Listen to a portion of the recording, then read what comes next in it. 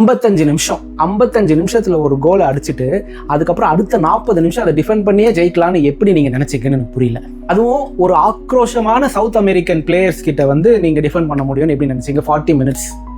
இங்கிலாந்து பீப்புளெலாம் வந்து ஒரு வாட்டி தோக்கும் போதும் ஒரு பலிக்கடாவை தேடுவாங்க. எனக்கு நல்லா ஞாபகம் இருக்கு, 2020 நினைக்கிறேன், யூரோ கப் ஃபைனல்ல சாக்காவும் ராஷ்ஃபோர்டும் பெனால்ட்டி மிஸ் பண்ணதுக்கு அவங்க மேலே ஏகப்பட்ட ரேசிஸ்ட் அட்டாக் ஆன்லைனில் பண்ணாங்க. நல்ல வேலை இந்த வாட்டி பிளாக் பிளேயர்ஸ் மேலே எந்த பழியும் இல்லை. இப்போ இந்த வாட்டி மாட்டி இருக்கிறது இங்கிலாந்து டீமோட மேனேஜர் டுச்சல். ஏன்னா அவர் சொல்லி தான் இவங்க டிஃபென்சிவ் மோடில் ஆடி இருக்காங்க. இன்னும் கொஞ்ச நாள் உங்களை வந்து ஆன்லைனில் வறுத்து எடுக்க போகிறாங்க, அது மட்டும் நிச்சயம். ஆனால் ஒன்று எனக்கு புரியல, ஏன் ஃபுட்பால் இவ்வளோ மோசமாக இருக்குது? லைக் அடிச்சுக்கிறாங்க, தள்ளிக்கிறாங்க, ஒரு எத்திக்ஸே இல்லை. சரி, இப்போ கிரிக்கெட் எடுத்துக்கங்களா, எனக்கு கிரிக்கெட் மேலே 1000 விமர்சனம் இருந்தாலும் அதை ஒரு ஜென்டில்மேன் கேம்னு ஏன் கூப்பிடுறாங்க? ஒரு நாட்டுக்கும் இன்னொரு நாட்டுக்கும் ஏகப்பட்ட சண்டை பிரச்சனை இருந்தாலும் அந்த கேம்னு வரும்போது ஒரு எத்திக்ஸோட விளையாடுவாங்க. எக்ஸாம்பிள், இப்போ ஒரு பேட்டர் அவுட் ஆயிட்டாருன்னா அம்பையர் அவுட் கொடுக்குறாரோ இல்லையோ, அவங்களுக்கு அவுட்னு தெரிஞ்சதுன்னா அவங்க இம்மீடியட்டா வாக் அவுட் பண்ணிடுவாங்க. ரன் ஓடும்போது பாதியிலே விழுந்துட்டாங்கன்னா ரன் அவுட் பண்ண மாட்டாங்க. எவ்வளோ இன்ஸ்டன்ஸ்ல கேப்டன் வந்து திருப்பி ஒரு பேட்டரை ரீகால் பண்ணி விளையாட சொல்லியிருக்காரு.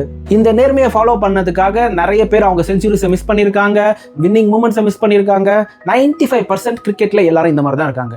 ஸோ அதை பார்த்து வளர்ந்ததுனாலே என்னமோ எனக்கு வந்து ஃபுட்பால் வந்து ரொம்ப மோசமாக இருக்கும் அப்படின்னு தோணுது. அதுவும் அந்த மரடோனாவோட ஹேண்ட் ஆஃப் காட், அதை பற்றி வரேன். லைக் அதை பற்றி நான் ரொம்ப நாள் பேசணும்னு நினச்சிட்டு இருந்தேன். இப்போ தான் அதுக்கான டைம் கிடச்சிருக்கு. மரடோனா ஒரு லெஜெண்ட் தான், அதை நான் என்னைக்கும் மறுக்கல.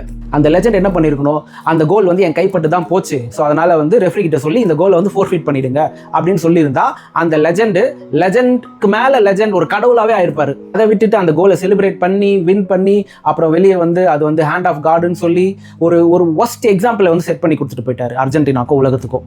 ஃபுட்பாலில் நீ என்ன வேணா பண்ணு, அடி, தள்ளிவிடு, குத்து, ஃபவுல் பண்ணு, என்ன வேணா பண்ணு, ஆனால் கடைசியில் நீ ஜெயிச்சாகணும்.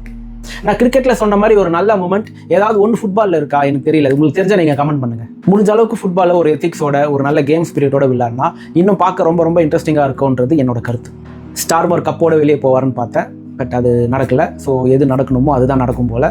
ஸோ நமக்கு யூகேல இன்னும் நிறைய பிரச்சனைகள், தீர்க்க வேண்டிய பிரச்சனைகள் இருக்குது. நம்ம அதை பார்ப்போம். Okay then, bye bye, happy UK.